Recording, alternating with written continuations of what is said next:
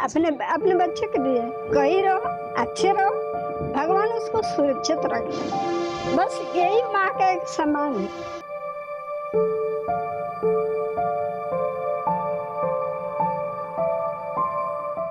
कुशीनगर के कसिया विकास खंड के वृद्धाश्रम में रहने वाली माताओं ने जीवित पुत्री का व्रत रखा है।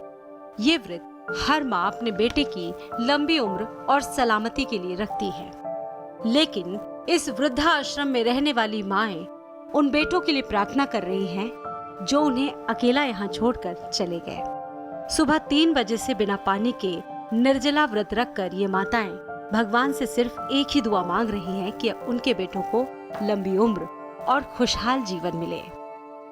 आज के दिन संपूर्ण भारतवर्ष में माताएं अपने पुत्रों के सताई होने के लिए जीवित पुत्र का व्रत रखती हैं। आज कसिया के वृद्धाश्रम में वो माताएं हैं जिन्होंने बच्चों को जन्म दिया और बच्चों को जन्म लेते ही वो खुशियों से भर पड़ी, मिठाइयाँ बांटी और अपने वृद्ध होने पे एक सहारे की आस लगा बैठी।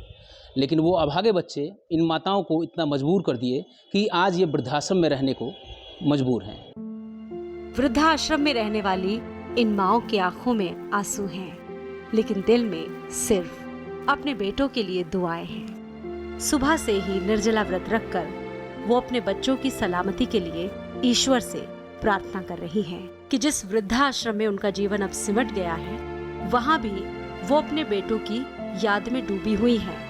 जिन बेटों ने उन्हें वहाँ छोड़ दिया, उनके लिए भी माँ ईश्वर से सिर्फ दुआएं मांग रही हैं। ममता का यही निस्वार्थ रूप हमें बार बार याद दिलाता है कि माँ का प्यार दुनिया की सबसे बड़ी शक्ति है, जो बिना किसी शर्त हमेशा बना रहता है। व्रत माने पितर पुरानिया के व्रत हो, वो लोग के सेवा करता नहीं, जो पुत्र पुत्री हैं उसके लिए भी कर रहे हैं। अरे मान है, हम माँ को कष्ट नहीं होगा, बच्चे कुछ कर रहे हैं, मान है।